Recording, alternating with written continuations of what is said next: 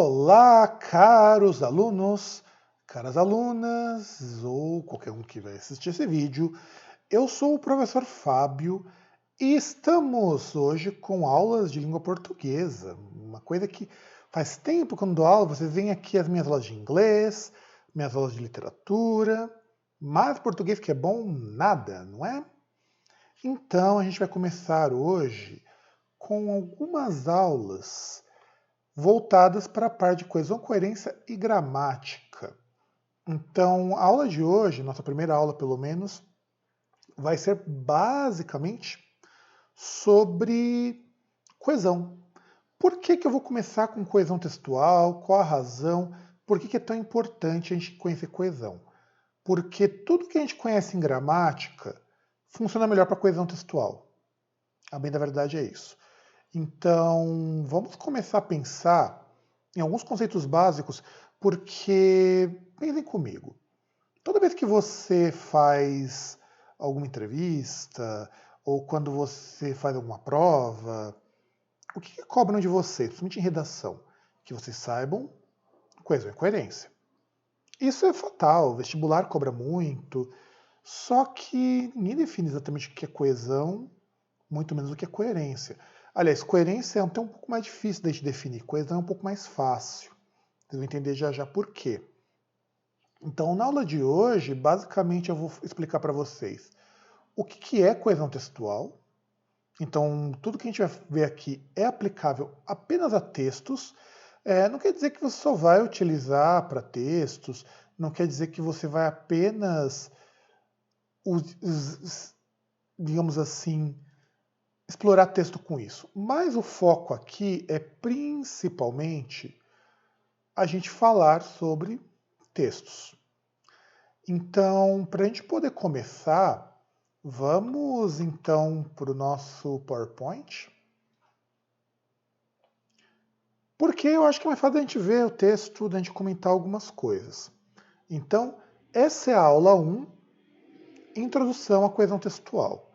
Nas aulas seguintes, a gente vai trabalhar mais com as estruturas que compõem essa coesão, os elementos gramaticais mais básicos que vocês precisam conhecer, até chegarmos na produção de texto propriamente dita. Então, vamos começar com um trecho do Lucília do José de Alencar. Isso é uma coisa importante das aulas de coesão e das aulas de língua portuguesa que nós vamos trabalhar aqui. Todas elas nós vamos usar um fragmento ou fragmentos de texto como referência. Por quê? Aí entra uma questão pessoal minha. Quando a gente fala de sintaxe, de coesão, é muito bonito eu explicar as regras, eu explicar análise sintática, que aliás é uma coisa que eu detesto. Vou ser bem sincero com vocês. Mas aí você chega para mim, beleza, Fábio. E para que eu uso tudo isso aqui? Grande porcaria, eu aprendi todos esses nomes bonitos. Então, para ficar um pouco melhor, a gente vai trabalhar em cima de textos.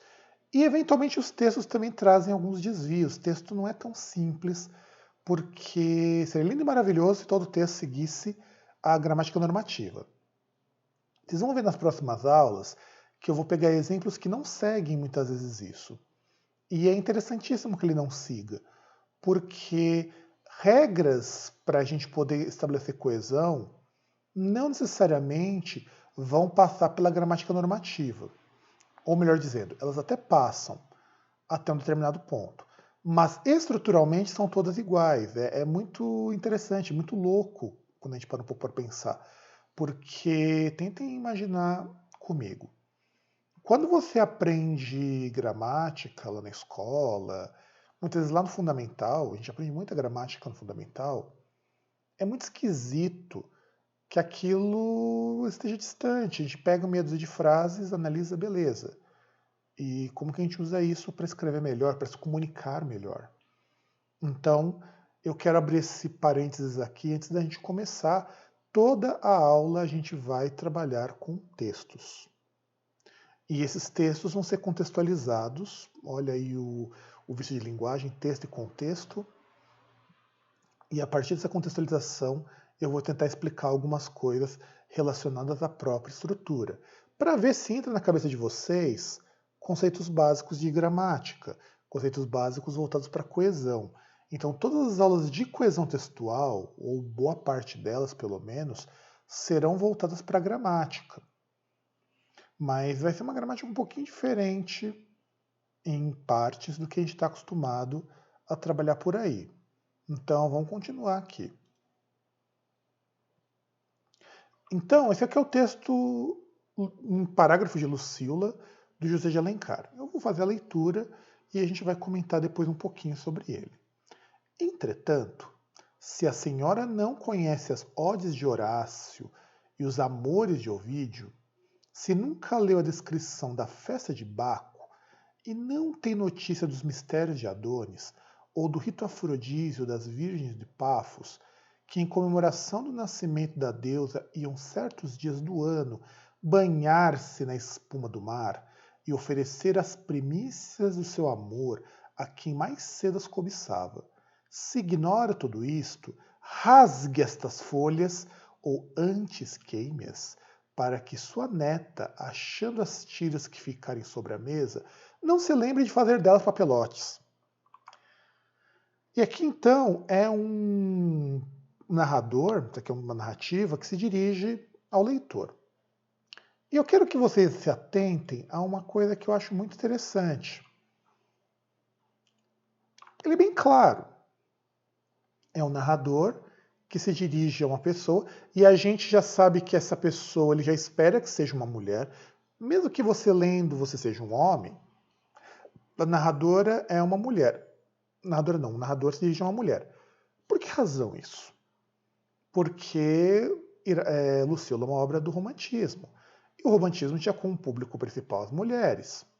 Então, essa proximidade, ela tem que fazer sentido para quem lê. Só que vocês vão notar que o texto parece muito bem escrito, não parece? E agora eu trago um questionamento para vocês. Esse texto ele é bem escrito porque é feito por um escritor consagrado? Ou será que tem alguma qualidade nesse texto? Pensem comigo. Quando a gente fala, e isso daqui é super importante para nós, em textos bem escritos, nós temos que tirar da cabeça que não são só os grandes escritores que são capazes de fazer isso. Nós, que somos usuários comuns da língua, somos capazes de escrever bons textos e, aliás, é interessante que vocês façam isso. Os bons textos são referenciais para nós. Não são coisas que a gente vai olhar e dizer assim, olha, jamais eu vou conseguir escrever tão bem quanto o José de Alencar. Talvez até a gente não consiga, eu não vou escrever um romance como ele escreveu no século XIX. Mas eu consigo escrever direitinho quando eu preciso. Então, vamos pensar numa coisa. Como que esse autor, como que essas partes do texto parece que elas funcionam? Vamos pensar um pouquinho e aí vamos tentar entender o seguinte. Eu marquei aqui em vermelho o que nós chamamos de conectivos. Ele começa com entretanto. Eu estou colocando isso aqui porque não é o começo do livro. Então, eu estou dizendo que isso aqui é uma ideia de oposição. Entretanto, se a senhora, então veja que ele está se dirigindo a alguém, se a senhora, é uma condição, não conhece as obras do Horácio, se nunca leu a descrição de Baco e também não tem notícia dos mistérios de Adone ou do rito afrodísio das virgens de Pafos, e se ignora tudo isto que eu disse antes, rasgue estas folhas. Ou antes de rasgar, queime-as. Então note que eu estou colocando uma condição. Caso essas condições sejam atendidas, você vai rasgar as folhas. Ou ainda, se as condições forem atendidas, eu peço que você queime essas folhas. Para quê? Eu vou explicar por que eu estou te pedindo isso. Sua neta, achando as tiras que ficarem sobre a mesa, não se lembre de fazer delas papelotes. Então note que isso daqui são todas as informações que esses conectivos eles nos constroem. Isso é um elemento de coesão muito forte. Isso, dentro de sintaxe, são as orações coordenadas, principalmente. Então, tem entretanto, no caso da oração adversativa. Aqui, no caso do entretanto, nós temos uma oração subordinada ainda por cima. Mas a gente não vai entrar nesses conceitos de período composto aqui. Fiquem tranquilos que não é nessa vibe que a gente vai entrar. E eu coloquei em roxo que em comemoração do nascimento da deusa iam certos dias. Esse trecho é para explicar o que as virgens de Pafos faziam. E eu posso eliminar esse trecho, porque ele não faz parte da minha sequência dialógica. Olha o que acontece se eu elimino.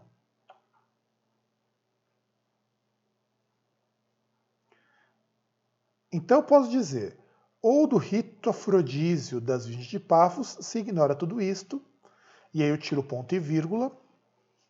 O que na verdade o meu enunciado está dizendo?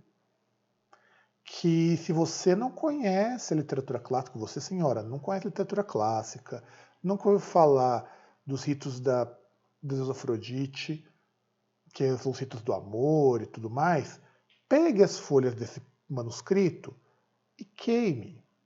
Porque se sua neta ler, ela vai brincar, ela vai rasgar, alguma coisa desse tipo. Então, nesse caso, note que a construção ela se baseia em alguns princípios muito simples. Eu vou retomando algumas ideias e eu vou conectando essas ideias entre si para que elas formem uma estrutura textual coesa. Então, quando a gente fala de coesão textual, a gente está falando, sobretudo, desse processo que a gente acabou de ver aqui. Então, coesão textual, ela permite que eu encadeie frases. E o meu texto fica claro com isso. Ele cumpre o objetivo que eu tenho para esse texto. E quais são os meus objetivos? Depende muito do texto que eu quero escrever. A gente tem que pensar que nem todo texto é informativo. Por exemplo, um romance, no caso do José de Alencar, tinha o objetivo de contar uma história. Às vezes eu quero que o meu texto seja um texto de duplo sentido. Às vezes eu quero que o meu texto só passe um recado. Não importa. A partir do momento que eu sei para que eu preciso me comunicar, eu tenho que pensar quais ideias eu quero que o meu interlocutor entenda. E como que essas ideias elas interagem entre si. E é aí que a gente muitas vezes se embanana, a gente tropeça um pouquinho na hora de escrever. Por quê? Quando a gente vai escrever, na nossa cabeça está tudo muito claro. Afinal de contas, você não precisa pensar nos processos de conexão. Contudo, quando você passa para o papel, você passa para a tela, você passa para o WhatsApp, enfim, para qualquer lugar onde você precise se comunicar, o outro não vai ter todos aqueles requisitos que você tem. E é aí que a gente precisa pensar um pouquinho em como eu vou colocar ordem nessas ideias. Se a minha ideia é simples, do tipo, vá ao mercado, vamos imaginar esse recadinho que você mandou no WhatsApp, tudo bem, é uma mensagem só, uma ideia, vá ao mercado. Só que aí outro interlocutor pode pensar, tá, beleza, e você quer que eu faça o que no mercado? Vá ao mercado e compre pão. Note que eu coloquei um E aí. Para que serve este E? Para dizer que você vai fazer primeiro uma coisa e depois a outra. E essas ações elas não são necessariamente ações que estão conectadas, mas este E me dá uma conexão entre elas. O ir ao mercado e comprar pão não são ações que elas estão juntas. Mas quando eu junto essas ações com o E, elas passam a fazer parte de um mesmo plano. Mesma coisa quando eu, agora pensando na ideia de ir ao mercado e comprar pão. Se você passar no mercado, traga pão. Veja, eu coloquei um C. O que eu estou apontando para o meu interlocutor aqui, para o meu leitor? Eu tenho a ideia de que existe uma possibilidade disso acontecer. No caso, ele passar no mercado. Se essa possibilidade se concretizar, que é uma previsão, eu peço que ele execute uma ação futura. No caso, compre pão. Se você passar no mercado, compre pão. Isso é um elemento de coesão. Então, quando eu penso na ideia de coesão textual, eu preciso também deixar claro qual que é a intenção que eu tenho com isso. Então, vamos pegar esses dois exemplos. Exemplo número 1. Vá ao mercado e compre pão. E, se você passar no mercado, compre pão. As ideias são as mesmas, mas eu não estou dizendo a mesma coisa. A escolha da forma como eu junto as minhas informações altera completamente o que o meu interlocutor vai compreender. Quando eu digo vá ao mercado e compre pão, eu penso numa ordem, ou num pedido, ou numa solicitação que seja. Quando eu digo se você passar no mercado, não quer dizer que seja uma ordem, um pedido. Mas eu estou dizendo que eu acho que você vai passar no mercado em algum momento. Então, percebe que a forma como você constrói a sua coesão textual traz informações diferentes. Então a gente tem que pensar um pouquinho nisso também. E aí, vamos voltar para o texto do Alencar. Primeira coisa que a gente tem que pensar na ideia de coesão textual para textos é que eu preciso retomar o que foi dito antes. Por qual razão? E aí vamos a uma explicação básica que muitas vezes a gente, vamos dizer assim, deixa passar batido. Vamos pensar no seguinte. Quando vocês estão lá no fundamental, quando vocês aprendem a escrever, uma das coisas que a gente como professor pede muito é cuidado para vocês não repetirem palavra. E quando a gente repete, vamos ser bem sinceros, primeira vez que você escreve, você repete. E não há problemas com isso. Quando você cria um texto, é na correção desse texto que você tira essas repetições. É por isso que quem escreve bem, escreve pelo menos 3 vezes. Uma vez escreve, uma segunda vez corrige e corrige uma terceira. Quando você faz uma redação para vestibular, para Enem, por que você tem um rascunho no lugar de passar direto à redação? Porque quando você termina o rascunho, você consegue cortar, você consegue rever, você consegue rearranjar frases, ver os elementos de ligação.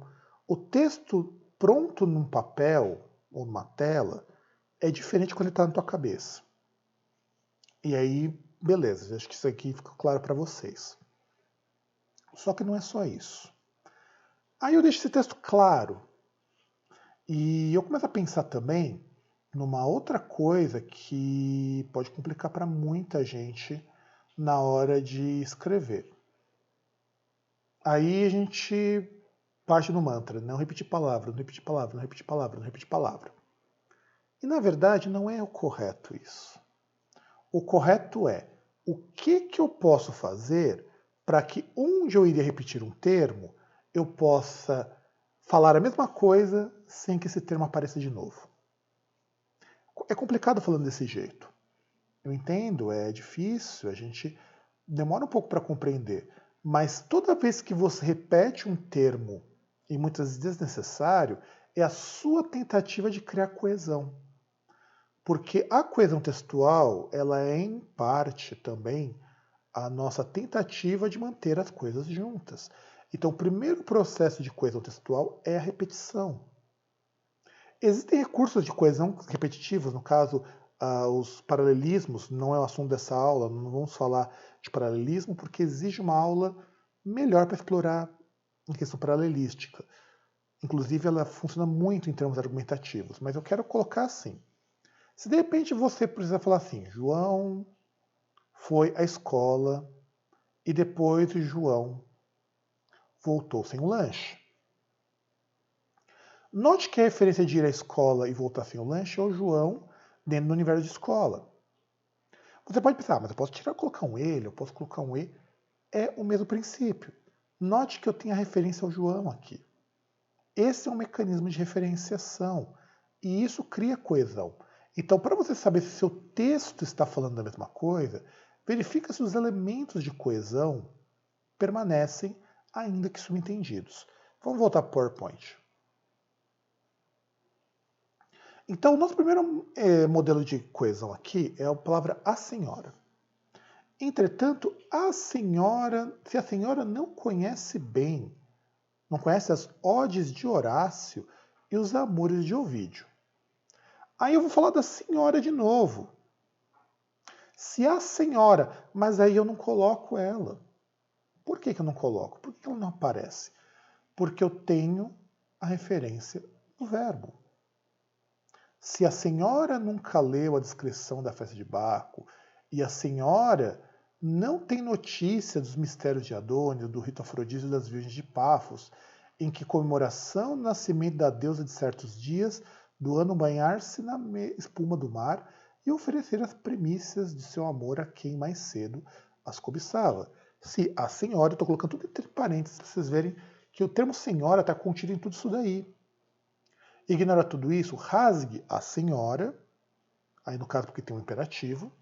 Essas folhas vão antes queime-as. Na verdade, queime-as a senhora. Eu optei por não colocar aqui, mas devia ter colocado. Queime-as a senhora, para que sua neta, achando que as tiras que ficarem sobre a mesa, não se lembre de fazer delas papelotes. Então, a senhora, para evitar a repetição de a senhora, eu simplesmente não coloco. E eu sei que é a senhora por conta de um mecanismo sintático chamado mecanismo de referenciação. A gente chama de reiteração porque coesão textual, gente, é basicamente eu repetir o que já foi dito antes. Só que cada vez que eu repito esse elemento, que eu retomo, que eu reitero esse elemento, eu uso para criar uma sequência de ideias. Eu uso para criar sentido, eu uso para acrescentar informações. E eu faço isso justamente para indicar para o meu interlocutor, para a pessoa que vai receber a mensagem, olha, eu continuo falando no mesmo universo de coisas. E por que até a gente erra a coesão textual?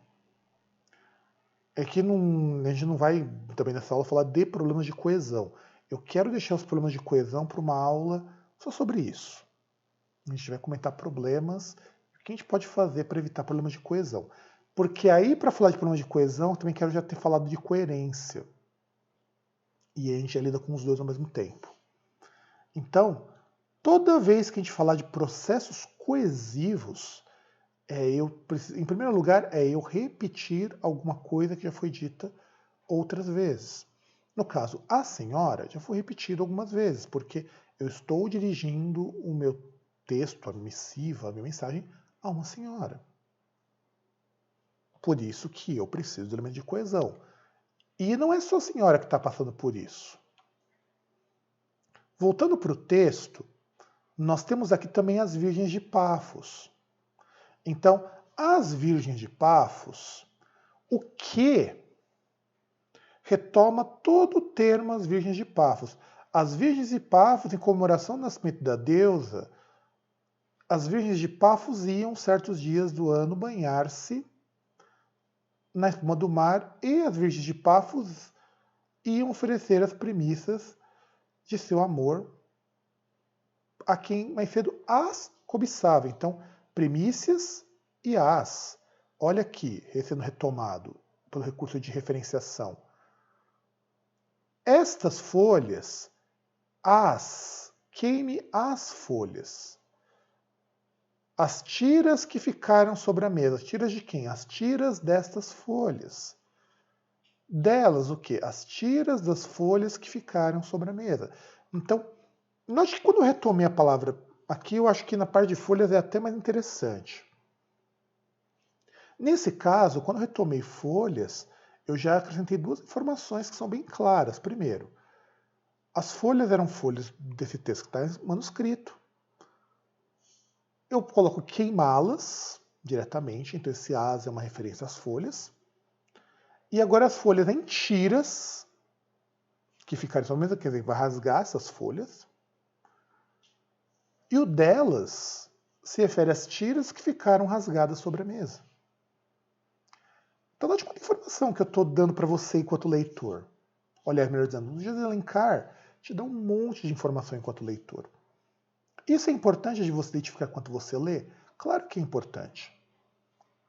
Leitura literária é linguagem também. Então, isso daqui, aí voltando lá no capítulo onde aparece esse trecho, é de uma carta escrita pelo personagem principal. E ele fala, queime esta carta, queime isso aqui que eu estou falando, já que se você não conhecer isso, porque eu vou falar de elementos do classicismo. No caso, elementos clássicos. E as virgens de Pafos, elas vão ser retomadas ali para falar que eram virgens que ofereciam a primícias do seu amor, seria um eufemismo para a virgindade. Só para deixar isso um pouquinho mais claro. A quem as cobiçava? Quem cobiçava essas primícias? Então quer dizer que alguém cobiçava. Quem cobiça, cobiça algo. Verbo transitivo direto. Então, quem cobiça, cobiça alguma coisa, e essa alguma coisa já foi dita. Então eu não preciso repetir. É isso que eu chamo de mecanismo de repetição. Note que esses termos todos são todos termos repetidos. Nisso nós vamos chamar de referenciação. Qual é a diferença? Reiteração e referenciação são os mesmos processos. Normalmente a gente chama de reiteração única e exclusivamente o processo de repetir. A referenciação é eu puxar isso daqui e trazer alguma coisa, ou trazer de um modo diferente. Note que os processos de referenciação pode acontecer por pronome, no caso pronome oblíquo, pode acontecer por sinônimos, nome circunstancial, por sinônimo hiperordenado, que é o hiperônimo. No caso, pegar um termo que seja mais abrangente para alguma coisa que seja muito específica. Então, eu tenho elementos de referência. Então, como que eu sei que esses elementos se referem a estes e não outros? Porque a referenciação, isso também é uma estratégia de escrita muito boa. Ele sempre vai se referir àquilo que está mais próximo dele. Ou, pelo menos na maior parte das vezes, ele vai se referir àquilo que está mais próximo. Então, nisso nós usamos pronomes, nós usamos sinônimos, nós usamos termos que retomem. Lembrando que em português é muito raro eu ter um sinônimo que seja 100%, mas ele retoma. Então a gente não tem problemas de saber qual é o significado, porque o sinônimo ele é muito claro para a gente. Então até aí não há grandes problemas para vocês. E aí vamos voltar. Eu estou voltando esse texto várias vezes para vocês entenderem como que funciona o processo de referenciação. Aí eu gostaria de voltar aqui para que vocês vissem também o seguinte. Note que a senhora, ela não vai aparecer algumas vezes aqui. E eu tenho várias vezes, por exemplo, as tiras, essas folhas, que... Tudo isso daqui, esses processos de referência, a gente chama de processo elíptico. Aliás, minto, deixa eu até voltar para cá, o elipse depois. Entretanto, se, para que. Qual que é a função disso? Entretanto, me diz que essa ideia ela é uma oposição ao que foi dito antes, ou o que vai ser dito aí. Então, eu tenho aqui uma ideia de contraposição. O se me estabelece uma condição. Eu poderia colocar caso a senhora não conheça, caso a senhora nunca tenha lido, Caso a senhora ignore, posso, não tem problema, o sentido é o mesmo. Para que é o propósito. No caso, nós chamamos daí de concessiva, oração concessiva. Para que sua neta, com o objetivo de que sua neta não se lembre, com o fito de, para que, com quanto que, tudo faz. Isso nós chamamos de subordinação concessiva. Por que subordinação concessiva? Aliás, oração concessiva, porque eu estou estabelecendo um propósito. Então, qual que é o propósito de você queimar essa escrita, ou você rasgar, ou você rasgar tudo isso aqui, para que sua neta não leia, para que sua neta não ache, não pegue os pedaços e veja o que eu fiz. E esse é um processo que nós chamamos de processo de conexão, é onde entra principalmente as orações coordenadas. Quando a gente estuda sintaxe, a gente entra principalmente nas orações sindéticas, que é o nome que se dá para isso daí, essas palavrinhas, essas conjunções ou preposições, que são chamadas de síndeto na gramática tradicional, serve para que você introduza ideias entre si. Então eu sei que, por exemplo, deixa eu voltar aqui para vocês poderem ver melhor. Eu sei que o se ela não conhecer as obras do Horácio, ela vai pegar isso que eu escrevi e jogar fora. Se ela nunca leu a festa de Baco, se ela ignora tudo isso que eu disse, joga fora. Então eu estou dando uma condição para que isso aqui aconteça. Caso contrário, continue. E é interessante isso, porque para a época é justamente uma provocação. Porque o leitor médio do romantismo jamais vai conhecer isso daí. Ele não é um leitor de formação clássica. Ele é um leitor de formação muito mais popular, formado principalmente nos livros do próprio romantismo.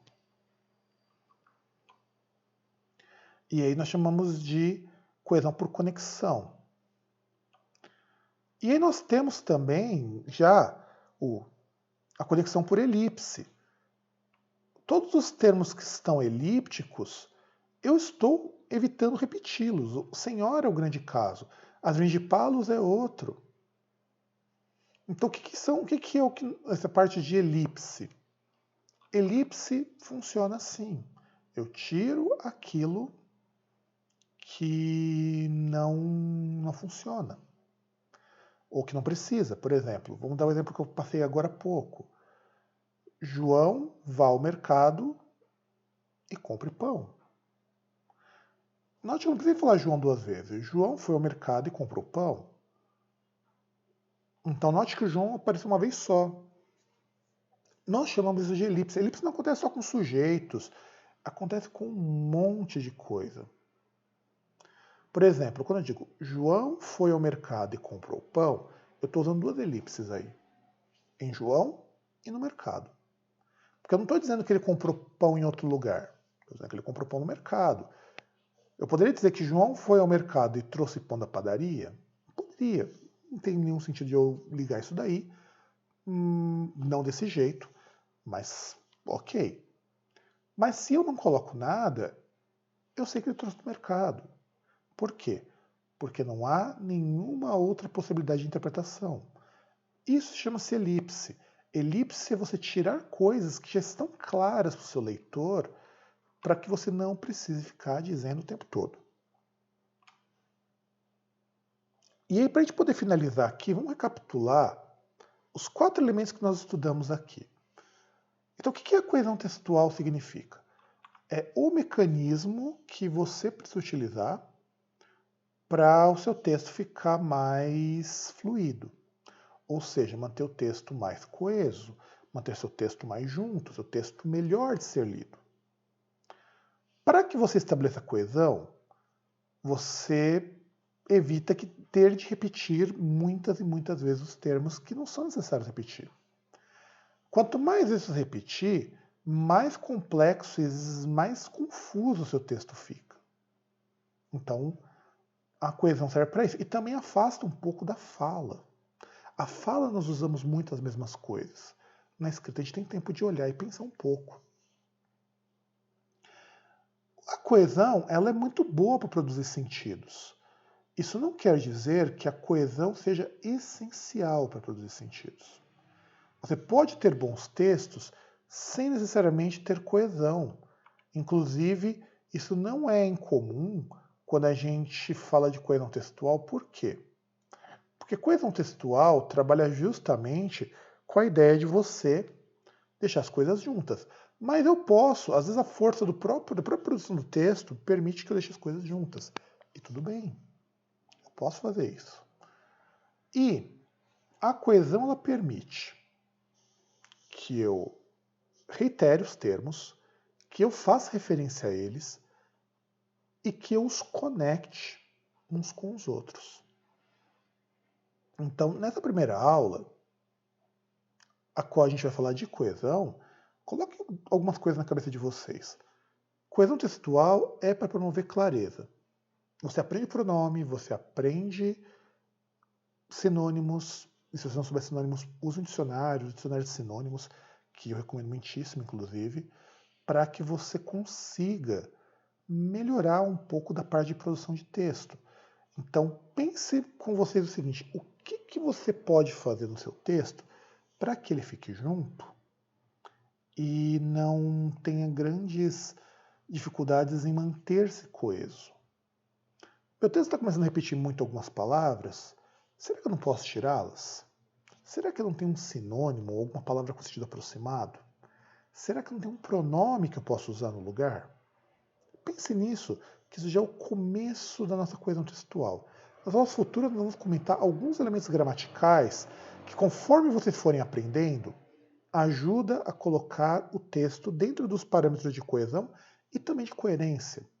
A coerência, afinal de contas, coesão ajuda na coerência. Então é isso. Espero que vocês tenham gostado e nos vemos na nossa próxima aula.